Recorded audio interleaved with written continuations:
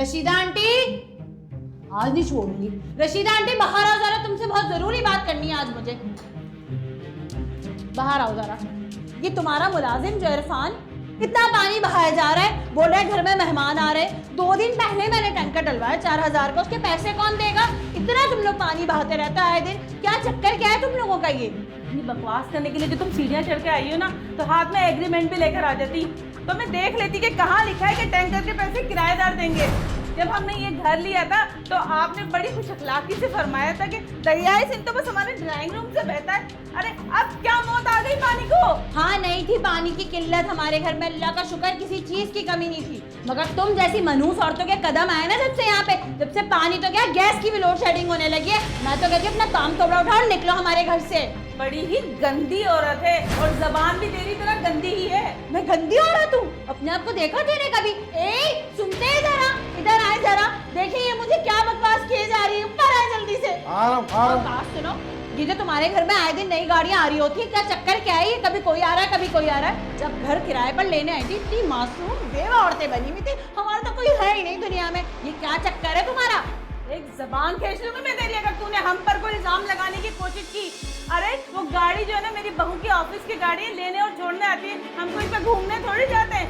मेरी बेवा बहू ना जॉब करती है, जॉब तेरे निकम्मे बेटे की तरह नहीं सारा दिन वीडियो गेम खेलता रहे। खाला आराम से तमीज से बात करो। तू चुप रहे, औरतों की पुल्लू पकड़ के लड़ने चला आया। मैं तो इस लिहाज में ऊपर नहीं आता हूँ कि तुम्हारे घर में कोई मर्द नहीं है, मगर तुमने तो बदतमीजी हद कर रखी है। आंटी आप फजूल का बात का बतंगड़ बना रही हैं। हम यहाँ मुफ्त में तो नहीं रहते ना, किराया देते हैं, और इतनी शिकायतें करना ना अच्छी बात नहीं है। अच्छा, मुफ्त में नहीं रहते, क्या करें? फ्री में रहने दे तुम्हें, तुम्हारे बाप का घर है ये, है ना? और क्या कहा तुमने? क्या आज तुम्हारे घर में मेहमान आ रहे हैं इसलिए धुलाई हो रही है? पिछले महीने पूरे हफ्ते तुम्हारी भांजी रह के गई यहाँ पे, उसके बच्चों ने तो हमारा जीना हराम कर रखा था। अरे तो इतने आदम बेजार हो तो किराए पे क्यों उठाए हुए घर? जब घर किराए पे उठाए हुए तो इंसान बचते हैं, तो घर में काम भी होगा, शोर भी होगा, मेहमान भी आएंगे, छोड़ देते ना घर। लाओ घर तो हमारा। अरे अरे अरे अरे देखिए, आप लोग लड़ाई झगड़ा ना करें। आज हानिया के रिश्ते वाले आ रहे हैं, वो होके चले जाते हैं, बैठ के हम लोग इस मसले का कोई हल निकालेंगे। लड़ाई करने से क्या हार में गई तुम और तुम्हारे रिश्ते वाले। दफा हो जाओ, तुम औरतों की तो शक्लें ही मुझे जहर लगती हैं। चले इसको लेके जाओ अपनी माँ के अंदर, पागल हो गई है ये। और ये इतना पानी खर्च किया, इसके पैसे भिजवा देना शराफत से।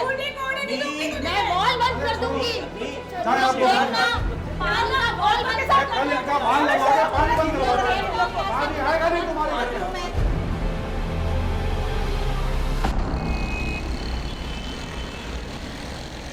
यार यूनिवर्सिटी स्टार्ट होने वाली है, फिर वही सुबह सुबह उठकर जाना और वही पढ़ाई, सोच सोच कर वहशत सी हो रही है। क्यों रहील? हाँ यार ठीक कह रहे तू। वाकई यार, मैं तो कहता हूँ यूनिवर्सिटी शुरू होने से पहले ना एक मरी का ट्रिप मार लेता है, क्योंकि मैंने सुना है वहाँ बर्फबारी हो रही है। आइडिया तो अच्छा है, ऐसा करते हैं 5 का ग्रुप बना लेते हैं, तू मैं और रहील, और बाकी 2 कौन लोग होंगे? रहील तू ही कुछ बता। अब देख लो यार तुम, जो तुम्हें ठीक लगे, मैं चलता हूँ। अरे किधर चल दिया? अभी तो आया था, आजकल हमारे साथ नहीं उठ बैठ रहा। कोई नाराजगी है पार्टनर? अरे नहीं यार, बस वो तबीयत थोड़ी ठीक नहीं थी। तुम लोग बैठो, फिर मिलते। अबे क्या हो गया इसे? अच्छा खासा तो था। इसे लव वायरस हो गया, उसे क्या आइसोलेशन में चल गया। खैर तू छोड़, तू कुछ बता रहा था।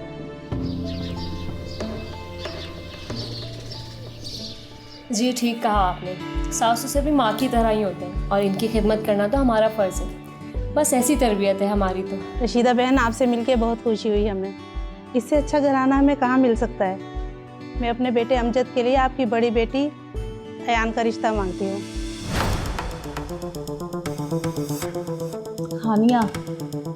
हानिया मेरी बेटी है और हमने इसी के रिश्ते के लिए आपको बुलाया था।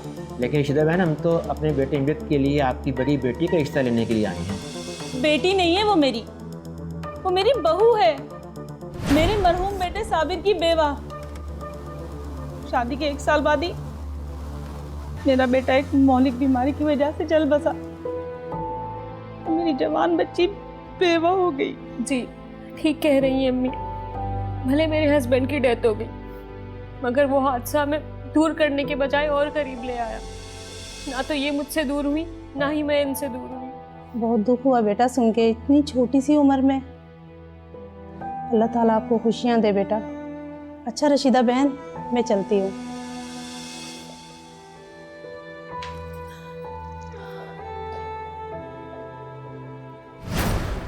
क्या जरूरत थी इतना बन ठन कर बैठने की, तैयार होकर आने की? इतनी मीठी मीठी बातें करने लग गई, उनसे शीशे में उतार लिया उन्हें बिल्कुल।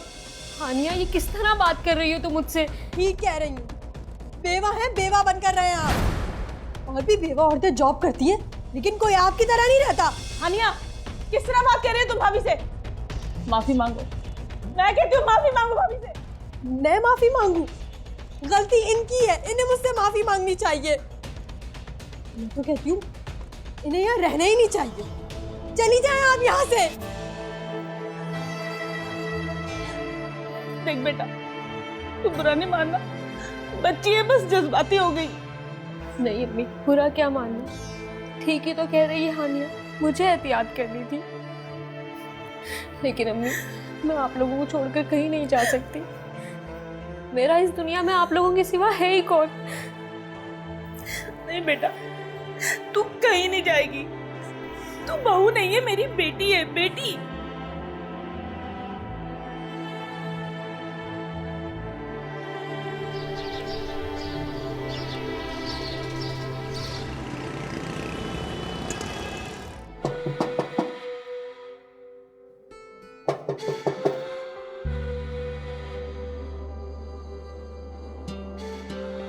तुम अंदर आ जाओ।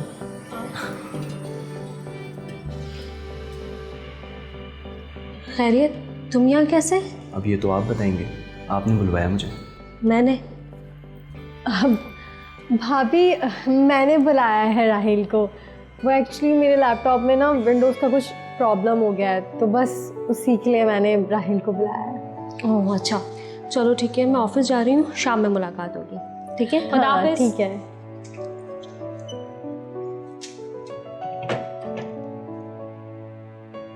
ओह हेलो, कहाँ गुम हो गए? नहीं वो कुछ नहीं, चले लैपटॉप पे देखो। हाँ आ जाओ। मैं कब से तुम्हारा वेट कर रही थी, इतनी लेट आए हो तुम। क्या इशू आ रहा है? वो एक्चुअली विंडोज़ का कुछ इशू हो गया है, देख लो।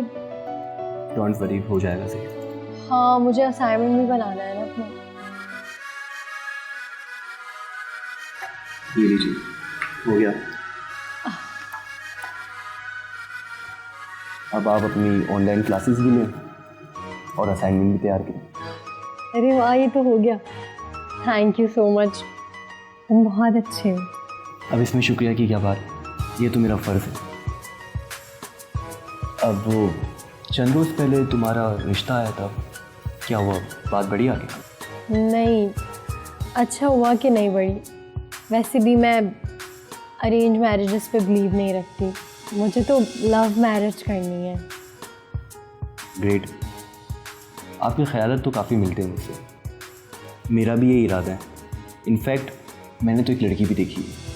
अच्छा, कौन है वो? जब तक वो हाँ ना कह दे तो नाम नहीं बता सकता। हाँ, लेकिन ये ज़रूर है कि आप उसे बहुत अच्छी तरह से जानती हैं। अच्छा, अगर वो हाँ कह देगी तो क्या बता देंगे मुझे? आपको तो खुद ही पता चल जाएगा। ताज़ीरात पाकिस्तान की दफ़ा 301 के तहत अगर कोई शख्स ये जानते बूझते भी कि उसके इस अमल से किसी की मौत भी वाक़ई हो सकती है, लेकिन उस शख्स के अमल से उसके हदफ के बजाय किसी दूसरे फ़र्द की मौत वाक़ई हो जाती है, तो इस सूरत में भी उसे क़त्ल अम्द का मुजरिम करार दिया जाएगा और दफ़ा 302 के तहत उसे सज़ाए मौत या उम्र कैद की सज़ा मिलेगी। अबे ओ, हाँ तुझसे बात कर रहा हूँ। सड़क छाप, अरे इधर आ, इधर आना, बड़ी जल्दी में लग रहा है। कहाँ जा रहा है? जहाँ भी जाऊँ तुझे क्या है? तू क्या मुझ पर थानेदार लगा हुआ है? अपने काम से काम रख और दोबारा मुझे रोका ना तो उसका अंजाम बहुत भारी पड़ेगा, समझे? बड़ा आया मुझे रोकने वाला। धमकी दे रहे? नौकर है तू, नौकर, अपनी औकात में रहे। आपका नौकर हूं मैं, तू है कौन मुझे इस तरह गिरबान से पकड़ने वाला? इतनी औकात मेरे ना, तुम्हारा नौकर हूं मैं। चल छोड़ छोड़, ने काम से काम रखो। बात ना बना। अरे भाई, चाय बना रही हो या पाए बना रही हो? जल्दी नाश्ता लाओ, मुझे देर हो रही है। ला रही हूँ।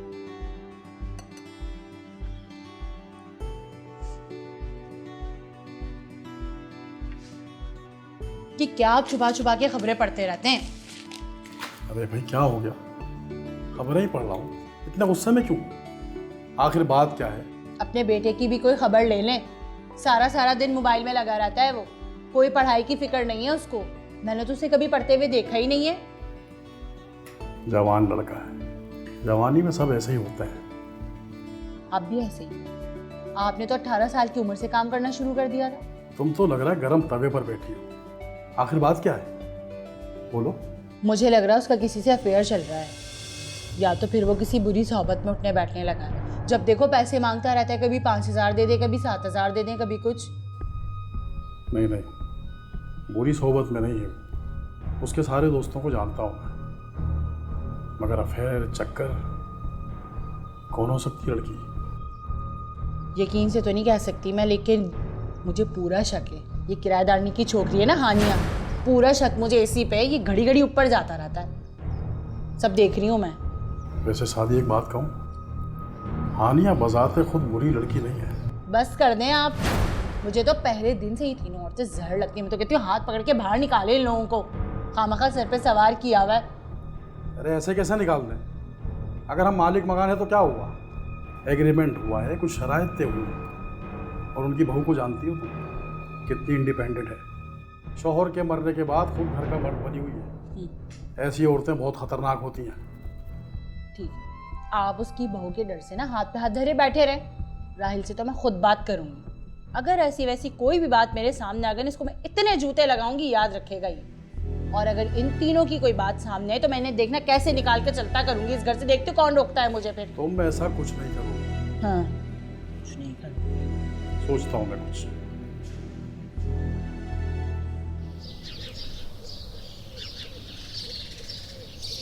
भाभी, ये एजाज तो यहाँ पानी पीने आया था, आप तो खामखा नाराज हो रही हैं।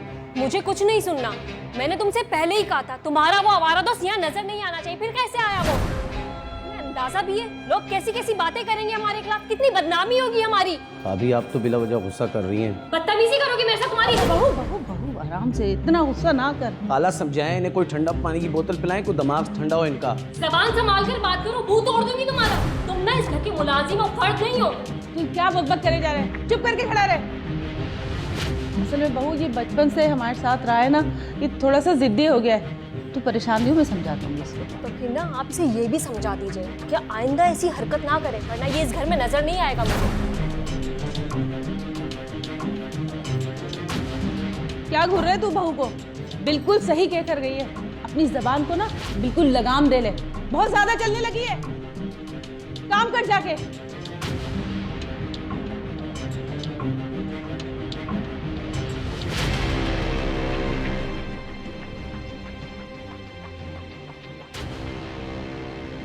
हेलो हेलो, मेरी बात सुनो, मुझे तुमसे मिलना है। कल नहीं, आज मिलना है। It's very important. हाँ, आज रात लाजमी।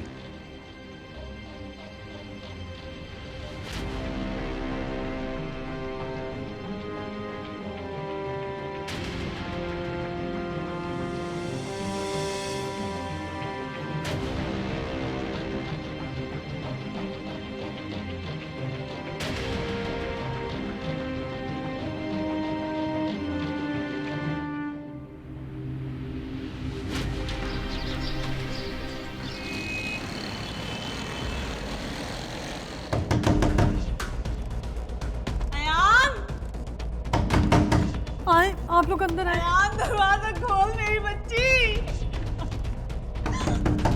यार दरवाजा खोल दे। सुबह से अम्मी दरवाजा पीट रही है, खोल ही नहीं रही है। सुबह से दरवाजा पीट रही, मेरी बच्ची को क्या हो गया? दरवाजे की चाबी कहाँ है?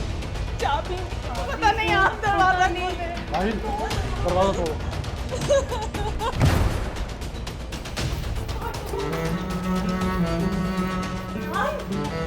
यार आगे बोले भाभी भाभी हानिया इसकी सांस नहीं चल रही।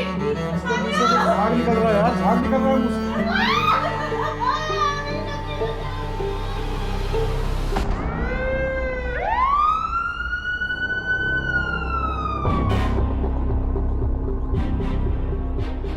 होंठ और नाखून ढीले पड़ और मुंह से झाग भी निकल रही थी। मुझे तो ये जहर खाने का मामला लगता है। आप लोग ये बताएं कि कल आखिरी बार आप उससे कितने बजे मिले?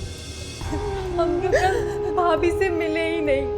वो ऑफिस से बहुत लेट आई थी, अपने किसी प्रोजेक्ट पे काम कर रही थी और शायद वो 11 बजे तक आई थी, जब तक मैं और अम्मी तो सो चुके थे। अगर वो रात को देर से आई थी तो मुमकिन है कि उन्होंने बाहर खाना खाया हो और हो सकता है कि उनके खाने में जहर मिला है।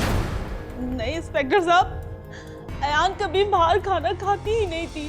चाहे जितनी भी देर से आए वो खाना घर पे ही खाती थी। कल रात में इरफान ने खुद उसे खाना दिया है, वही खाना खाया था उसने। हाँ, मैंने सिंक में बर्तन देखे भी थे। इरफान? ये इरफान कौन है और इस वक्त कहाँ पे? इरफान हमारे घर का मुलाजिम है। वो रोज इस टाइम तक आ जाता है, लेकिन अभी तक पता नहीं क्यों नहीं आया आज। क्यों नहीं आया? कहाँ से आएगा वो? इंस्पेक्टर साहब, वो पंजाब जा चुका है। पंजाब? अरे वो ऐसे कैसे जा सकता है? मुझसे तो उसने कोई जिक्र ही नहीं किया पंजाब जाने का। ओहो, सुबह जब मैं फजर की नमाज़ पढ़ के वापस आ रहा था, वो मुझे रास्ते में मिला था। कुछ परेशान लग रहा था। मेरे पूछने पर उसने सिर्फ इतना ही बताया कि गांव में कोई इमरजेंसी हो गई है और वो पंजाब जा रहा है। इंस्पेक्टर साहब, भाभी जिस ड्रॉर्स में अपने सारे जेवर रखती थी वो भी खुली पड़ी है और उसमें सारे जेवर भी गायब हैं। मुझे तो लगता है कि ये लूट का मामला है और इरफान भी गायब है। वो रोज इस टाइम तक आ जाता है, अभी तक नहीं आया। कहीं इरफान ने तो भाभी का कत्ल नहीं किया? नहीं हानिया, इरफान ऐसा कभी भी नहीं कर सकता। अरे वो बचपन से हमारे साथ रहता है। लेकिन चंद रोज पहले भाभी ने उसे बहुत डांटा था उसकी एक गलती पे, बहुत बेइज्जती की थी उसकी। शायद उसे उसी बात का गुस्सा और उसने भाभी का कत्ल कर दिया। मुझे तो लगता है कि इस केस से इरफान का ज़रूर कोई ना कोई ताल्लुक है। आप ऐसा करें कि इरफान जहाँ पर रिहाइश पजीर है उस घर का एड्रेस और उसका फ़ोन नंबर मुझे दे दें। तारिक सर, उसके बारे में जल्द अज जल्द पता करो और एम्बुलेंस मंगाओ और लाश को पोस्टमार्टम के लिए भेजो। जी बेहतर है सर। ताज़ीरात पाकिस्तान की दफ़ा 392 के तहत अगर कोई शख्स चोरी, डकैती या रहज़नी का मुर्तकिब करार पाता है तो उसे कम से कम 3 साल और ज़्यादा से ज़्यादा 10 साल कैद और जुर्माने की सज़ा सुनाई जाएगी।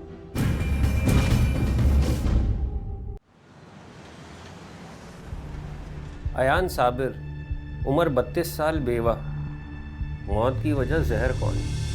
मैदे से चूहे मार और नींद की गोलियों के ट्रेसेस मिले। हाँ, मैंने पोस्टमार्टम रिपोर्ट पढ़ी है। उससे तो यही पता चल रहा है कि मकतूला की मौत सुबह 6:30 से 7:30 के दरमियान हुई है, तो यकीनन जहर उसको इससे कुछ 6-7 घंटे पहले दिया गया होगा।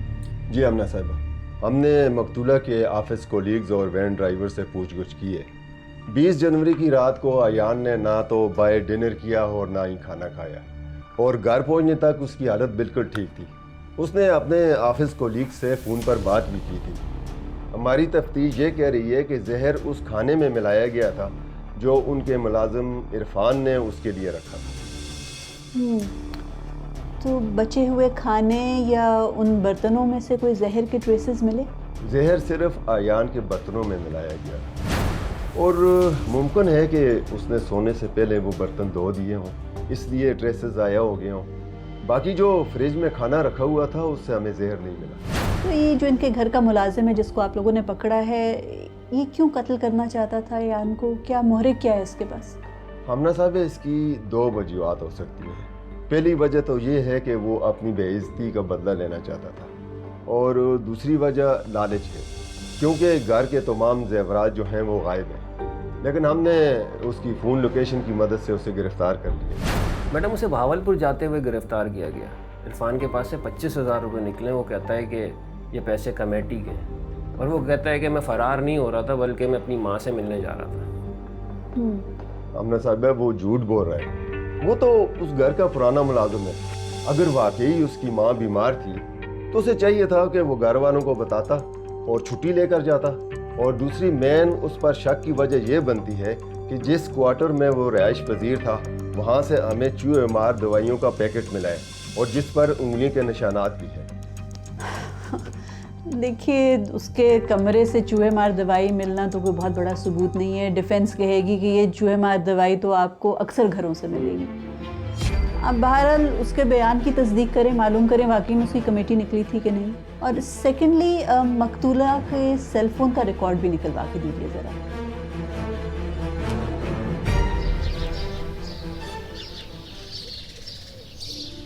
बस यही दिन देखना रह गया था। कितने अरमानों से ये घर बनाया है, सारा जेवर बेच दिया, सब कुछ बर्बाद हो गया। अरे बस कर दो सादिया, बस कर दो। एक तुम वैसे ही परेशान है, ऊपर से तुमने सारा घर सर पे उठा रखा है। क्या चाहते हो तुम? चुप होके बैठ जाओ। मैं लाश मिली इस घर से, लाश।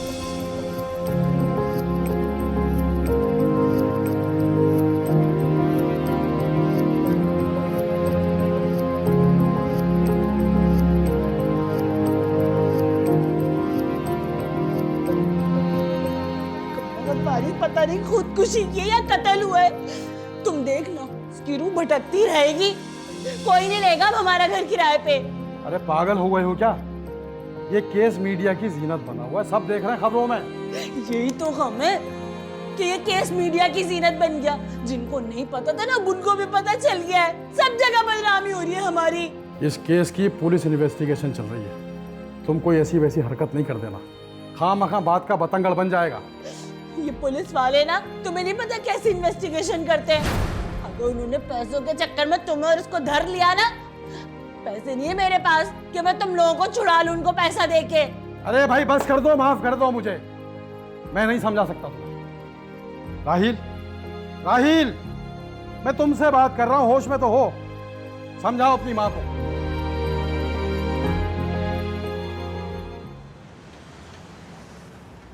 मैडम तस्दीक हो गई है, इरफान की वाकई कमेटी निकली थी और जिस शख्स के यहाँ उसने कमेटी डाली थी वो उसका कहना है कि वो वाकई पंजाब जा रहा था, उसकी माँ की तबीयत ख़राब थी और इरफान ने वाकई 2,000 रुपये उधार भी लिए। उसकी वालदा का वैसे मुझे भी फ़ोन आया था थोड़ी देर पहले, उसको भी मुकम्मल यकीन था कि उसका बेटा बेकसूर है। बहरहाल जो अयान के घर से उसके जेवर चोरी हुए थे उसका क्या पता चला? मैडम उसका भी कोई सुराग नहीं मिला और बर्तनों की भी जांच पड़ताल की, कोई ट्रेसेस नहीं मिले। बहरहाल जहर जिसने भी दिया है वो यकीनन अयान का जानने वाला होगा। अभी तक पुलिस ने कोई तफ्तीश नहीं की कि अयान की किससे दुश्मनी हो सकती थी, उसके अपने इन-लॉज के साथ ताल्लुकात कैसे थे, अपनी सास के साथ, नंद के साथ, अपने मालिक मकान के साथ। किसी ना किसी के साथ तो उसके ताल्लुकात इतने ख़राब होंगे जो उसको जहर देने का सोच सकते हैं। और अभी तक मुझे पुलिस ने अयान के सेलफोन रिकॉर्ड्स भी नहीं भेजे। ज़रा मालूम करो कि वो कंप्लीट डिटेल मुझे कब मिलेगी। और इसके व्हाट्सएप के मैसेजेस, अगर कोई डिलीटेड मैसेजेस हैं तो उसका भी रिकॉर्ड और ट्रांसक्रिप्शंस निकलवाओ।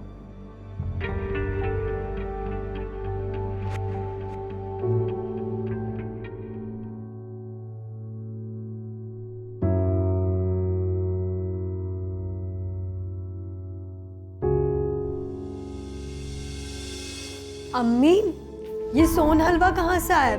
हमारे घर में तो कोई मीठा नहीं खाता। अरे ये मालिक मकान का बेटा है ना राहिल, वो देकर गया था। मैंने तो दिल रखने के लिए उससे ले लिया था। तुम सुबह मासी को दे देना, हमारे यहाँ कौन खाता है, दांतों में ऐसा चिपकता है ये। अरे नहीं नहीं, रख दो इसे। वैसे भी खाने के बाद कभी कभी मीठा खाना चाहिए। मैं खा लूँगी, रख दो हानिया। हाँ। अरे यहाँ कहाँ रख रही हो? फ्रिज में रखो ले जाके।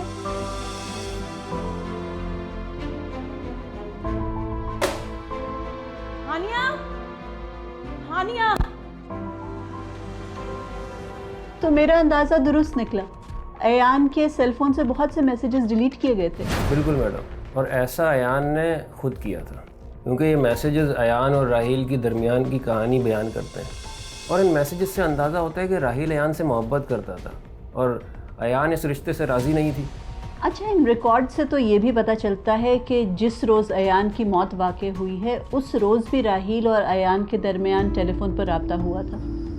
लेकिन मुझे हैरत हो रही है कि पुलिस ने इस टेलीफोन कॉल को बिल्कुल नज़रअंदाज किया हुआ है अपनी तफ्तीश में। नहीं मैडम, पुलिस अपने हिसाब से तफ्तीश कर रही है। अभी आयो साहब का मुझे फ़ोन आया था, उन्होंने कहा है कि मकतूला की जो सास हैं उनको भी शक है कि राहिल ने ही अयान का मर्डर किया।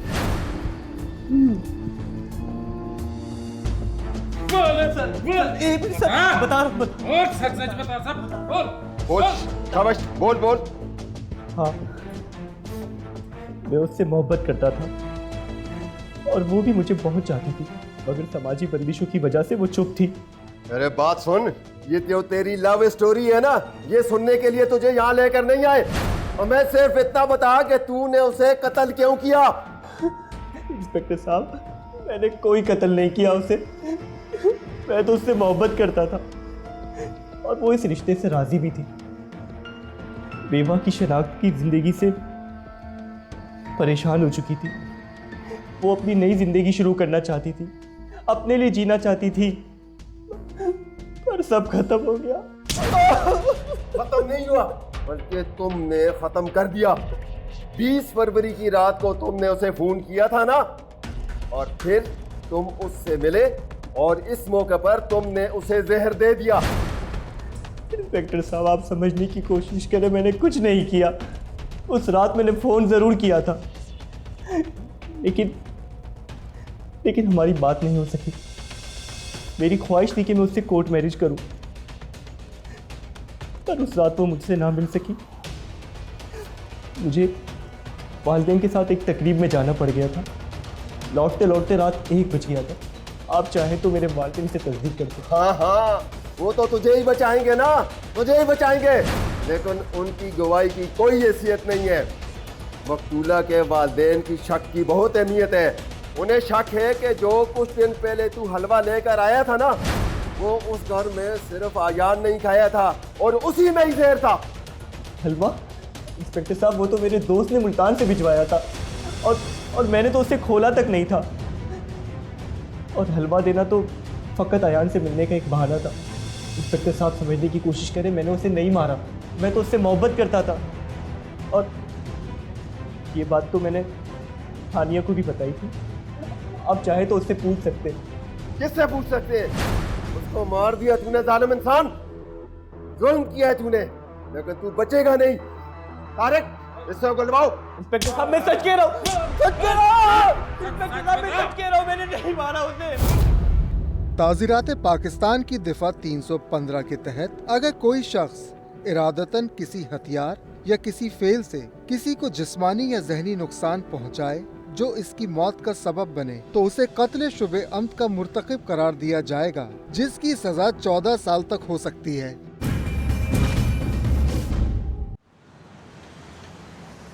जब उस रोज राहील अयान से मिला ही नहीं है, तो फिर राहील पर क्यों शक किया जा रहा है?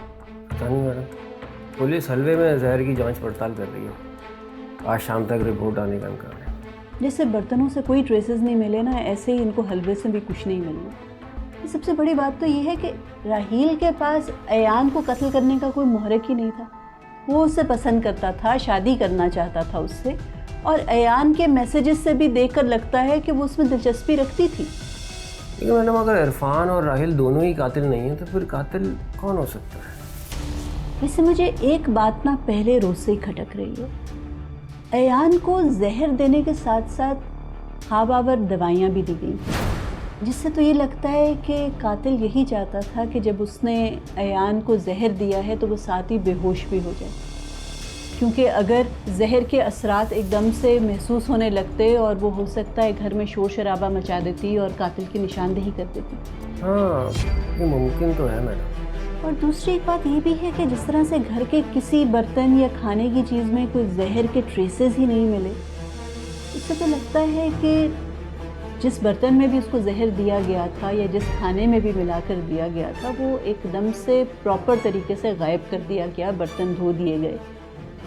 ऐसा काम तो कोई घर का फर्द ही कर सकता है। मैडम, घर में तो सास और नंद के अलावा कोई था ही नहीं, और वो उसका कत्ल कैसे कर सकते हैं? वो तो माशी तौर पर उस पर इंसार करते हैं। सास के पास शायद कोई मोहरिक ना हो अयान को कत्ल करने का, लेकिन अयान की जो नंद है उसके पास तो एक मोहरिक बनता है। ये आप झूठ बोल रहे हैं। ना ही मैंने कत्ल किया और ना ही मैं राहिल से मोहब्बत करती हूँ। अच्छा, तो फिर तुमने पुलिस के सामने राहिल और अयान की मोहब्बत का पर्दाफाश क्यों नहीं किया? तुम तो उससे बहुत अच्छी तरह वाकिफ थी। मैं नहीं चाहती थी कि भाभी की बदनामी हो, बस इसलिए चुप रही। अच्छा, इसीलिए चुप रही। तुम इसलिए चुप नहीं रही, तुम इसलिए चुप रही क्योंकि राहिल कहीं पुलिस के हाथों फंस ना जाए। तुम्हें उम्मीद थी कि राहिल अयान को भूल जाएगा और फिर तुम उसे हासिल कर लोगी। नहीं, ये कैसी बातें कर रहे हैं, झूठ बोल रहे हैं। अम्मी आप बताएं ना उस दिन। सच बता हानिया, क्यों किया तूने ऐसा? अम्मी झूठ बोल रही हैं। आप याद करें, मैं आपके साथ सो रही थी उस दिन जिस दिन भाभी लेट आई है। झूठ बोल रहे हैं ये लोग, आप मेरी बात का यकीन करें, झूठ बोल रहे हैं। मोहतरमा, झूठ के पाँव नहीं होते। हमने आपकी सोशल मीडिया एक्टिविटीज चेक की है, आप उस रात 12 बजे तक ऑनलाइन थी। और जिस जनरल स्टोर से तुम्हारे घर का सौदा आता है वहाँ जाकर हमने पता किया है, उसका कहना है कि तुम ही उसके स्टोर से चूहे मार दवाई लेकर आई थी। और हमें पूरा यकीन है कि ज़ेवरात भी तुम्हारे पास हैं ताकि पूरा शक इरफान पर जाए। अब तुम्हारे लिए बेहतर यही है कि सच सच बोल दो। बोलो, सच बताओ उनको। हाँ, मैंने किया है कत्ल भाभी का।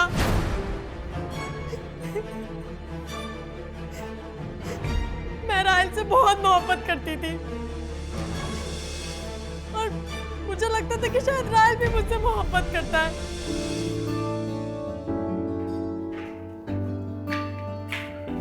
हेलो, वो आपने मुझे उस बात का अभी तक कोई जवाब नहीं दिया। राहिल देखो, मैं तुम्हें पहले भी समझा चुकी हूँ, मैं तुमसे शादी नहीं कर सकती, मैं बेवा हूँ। अब इसमें ये कहाँ लिखा है कि एक बेवा लड़की शादी नहीं कर सकती? देखो, मैं तुमसे फिर भी शादी नहीं कर सकती, मेरे ऊपर जिम्मेदारियाँ बहुत हैं। अरे तो मैं आपकी जिम्मेदारियों में आपकी मदद करूँगा ना। राहिल, तुम बात समझने की कोशिश क्यों नहीं कर रहे? तुम मुझसे उम्र में भी छोटे हो, तो तुम इस काबिल तो बन जाओ कि अपने पेरेंट्स से मेरे लिए बात कर सको। आप उसकी फिक्र ना करें, मेरे वालिदैन वही करेंगे जो मैं चाहूँगा। हाँ, लेकिन आपको एक प्रॉमिस करना होगा कि आप मुझसे शादी करेंगी। मैं तुम्हें जिंदा रहने दूंगी तो तुम शादी करोगी ना। जब राहिल मेरा नहीं हो सकता तो मैं किसी का भी नहीं होने दूंगी। उसने एक बार भी नहीं सोचा कि मुझसे कितनी मोहब्बत करती हूँ और मुझे अपने एहसास बता दिए। उसी दिन ही मैंने सोच लिया था कि अगर राहिल मेरा नहीं हो सकता तो किसी का भी नहीं हो सकता।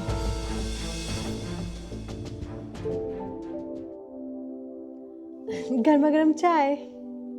तुम सोई नहीं अभी तक जाग रही हो? आप दिन रात इस घर के लिए मेहनत करती हैं, सिर्फ इस घर को चलाने के लिए, तो मैं भी आज जाकर आपके लिए चाय तो बना ही सकती थी। Thanks for T. क्या हुआ, अच्छी नहीं बनी क्या? नहीं, बहुत अच्छी बनी है। हाँ, तो फिर पिए ना पूरी। और बताएं।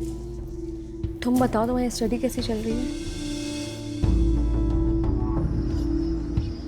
हानिया से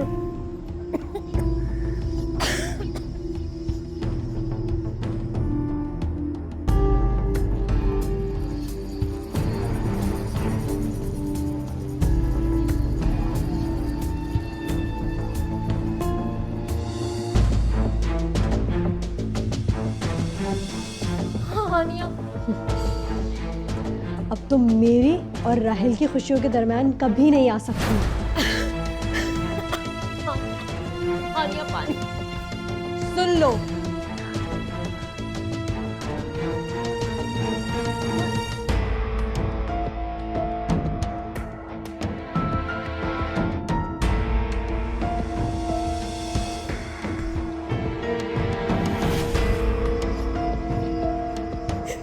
उन्हें जहर दे दिया।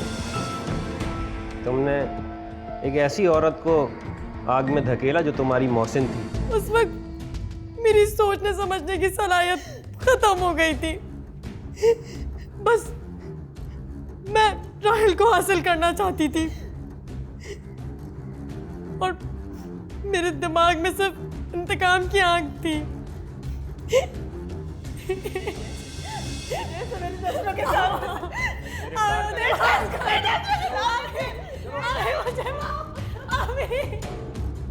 वकला के दलाइल और शवाहिद के जायजे के बाद यह अदालत इस नतीजे पर पहुंची है कि अयान का कत्ल इरफान ने नहीं बल्कि उसकी नंद हानिया ने किया है। यह अदालत इरफान को बाइज्जत बरी करती है, जबकि हानिया को कत्ल के जुर्म में दफ़ा 302 के तहत सजाए मौत और मुबलिग 5 लाख रुपए जुर्माने की सजा का भी हुक्म सुनाती है। अदालत बर्खास्त की जाती है। अगर आप भी कोर्ट नंबर 5 में कोई केस पेश करना चाहते हैं तो हमें ईमेल करें court5@sama.tv।